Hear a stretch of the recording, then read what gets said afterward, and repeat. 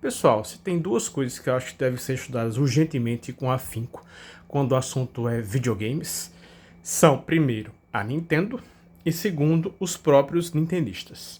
Por quê? Porque a Nintendo, para mim, é a empresa mais escrota e anticonsumidor entre os videogames. E, segundo, os nintendistas são o maior e mais sistemático e mais árduo exército defensor dessa escrotice, dessa política anticonsumidor, né? Ah, e você tá exagerando, não é tão ruim assim. Será que não é tão ruim assim? Eu acho que é até pior, tá? Porque vejo, é uma multitude de coisas. Por exemplo, a Nintendo, ela, ela não baixa o preço dos seus jogos. Tem jogos aí com 10 anos de lançado que é o mesmo preço, mesmo full price, né? O preço cheio. É inacreditável o negócio, tá? São preços exorbitantes, né? Você fica atrelado basicamente aos jogos proprietários da Nintendo, né, exclusivos, porque praticamente não tem jogos terceirizados, né, os ports, né, então você fica nas mãos da Nintendo, né, e o suporte online, a infraestrutura online costuma ser sofrível, né, na época do Wii não vou nem falar, é ridículo comparar a Xbox Live ou até a PSN mesmo, do PlayStation, com o serviço da Nintendo, era uma coisa triste, né, você não tinha nem voice chat para se comunicar, né, e assim é a Nintendo, né? É tão ruim que os nintendistas estão comemorando alguns jogos lançados no Brasil com legenda. Não é que tem dublagem com vozes incríveis, não. É legenda em português. O negócio é tão sério que chega a esse nível, tá?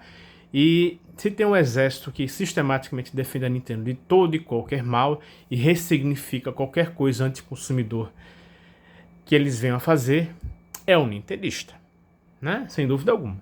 Por exemplo, a relação entre gráficos e jogabilidade. Eles vão apressadamente justificar. Não, mas o que interessa é a jogabilidade.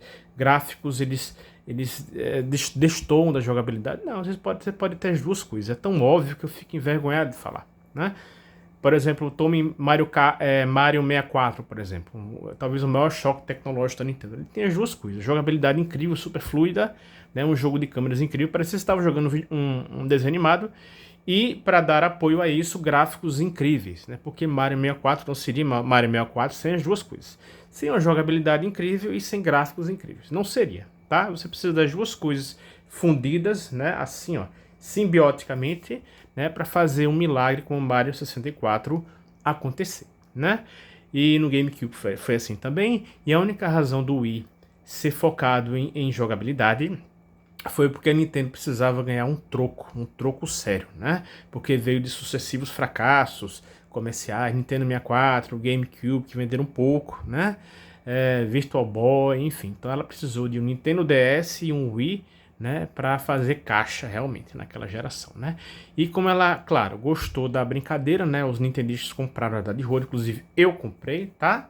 Ela mantém a mesma política, né? E se vocês acham que por acaso eu sou um sonista, um caixista, vocês estão muito enganados. Para vocês terem uma ideia, nessa geração o único console que eu comprei foi um Switch, né? Na geração PS3, eu tive um Wii antes de comprar qualquer outra coisa, um PS3 no caso, né? O Wii foi o primeiro que eu comprei, né? Eu comprei GameCube, é aquele do mini DVD, né? Do DVD para criança, para bebê. Eu tive o Nintendo 64, na época sim, Nintendo 64, né? Tive Super Nintendo, tive Nintendinho, que no caso era o Beat System, a versão nacional, na época, que foi o meu primeiro videogame, tá? Eu acho que era final dos anos 80. Então eu posso falar, eu sei o que eu tô falando, tem um longuíssimo histórico com a Nintendo, né? Que vem lá do final dos anos 80 até dias atuais, né? Atravessando décadas, né? Então eu sei o que eu tô falando, né? Eu posso não ser um nintendista tão tapado, mas por ser um nintendista, né, por gostar muito de videogames e muito da Nintendo, eu convivi com muitos nintendistas, né, e observei durante anos, décadas a fio, na internet, etc. Então eu sei o que eu estou falando, tá? Se existe um defensor ferrenho das práticas anticonsumidoras da Nintendo, é o próprio nintendista.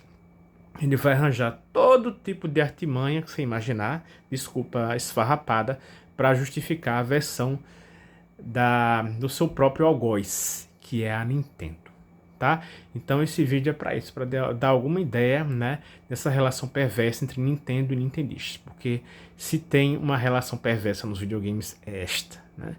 Mas você pode falar assim, mas Ivo, vejam os jogos da Nintendo, eles são mágicos, né? Os próprios jogos redimem a Nintendo. Eu diria que exatamente o oposto. Se tem uma coisa que reafirma tudo que eu estou falando imediatamente, são os jogos da Nintendo. Porque eles são infecciosos, eles geram aquela nostalgia imediata, né, de qualquer pessoa que o joga. Então, se você quer saber o quão anticonsumidor a Nintendo é só olhar para os próprios jogos da Nintendo, que são absolutamente viciantes, infecciosos, aquelas musiquinhas bonitinhas, fofinhas, para fisgar universalmente as pessoas, as crianças, etc. Então, tudo que você precisa saber do perverso inconsciente institucional da Nintendo está na forma dos seus jogos, tá? Então, de forma alguma, os jogos redimem a Nintendo. Elas a condenam ainda mais profundamente até, eu diria, tá?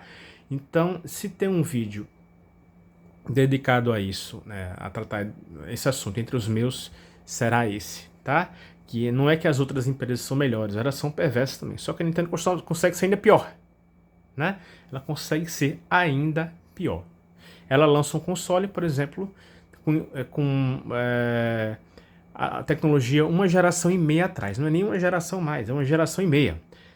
Os rumores agora circulando são de que o Switch 2 deverá ser lançado agora, em 2024, e tem gráficos semelhantes ao PlayStation 4, que é de 2013. Só que a gente já está em meados da geração do PlayStation 5, ou seja, é mais ou menos uma geração e meia atrás dos concorrentes, tá? E antes tinha console na Nintendo e tinha portátil. E agora ela aboliu o console, é um console híbrido e tudo, ao que tudo indica, haverá um Switch 2, né? Ou seja, novamente um hibridismo entre console e portátil, né? E isso é uma tragédia. Aquela Nintendo dos tempos áureos, né, que combinava jogabilidade com gráficos, morreu. Agora é só jogabilidade, né? E a gente sabe que a gente pode ter o melhor dos dois mundos. Seria incrível ter jogabilidade e gráficos acompanhando a evolução gráfica na Nintendo. Mas agora é só hardware obsoleto e com um sobrepreço maravilhoso, né? Tanto do aparelho quanto dos jogos, né? E a Nintendo é tão legal que ela foi atrás do Bowser, sim, do Bowser, que é um cara que pirateava jogos, eu não lembro de onde, e simplesmente ela foi até as últimas consequências da Nintendo, né? Colocou o cara na cadeia, ele foi condenado a anos de cadeia e pagará uma multa exorbitante à Nintendo, de tanto que ela gosta. Existem inúmeras piadas, por exemplo, quando um fã faz um vídeo usando o material da Nintendo no YouTube, tá? Alguém sempre vai dizer uma coisa assim: prepare o processinho, porque a Nintendo vai lhe pegar, né? Existe uma imensa rede de piadas que dão conta dessa postura anticonsumidor da Nintendo, que está lá desde o seu início e que tem no nintendista o mais ferrenho e trágico defensor. Tá? Essa é a Nintendo e esse é o nintendista. E vocês estão ouvindo de quem tem conhecimento de causa. Beleza? É isso.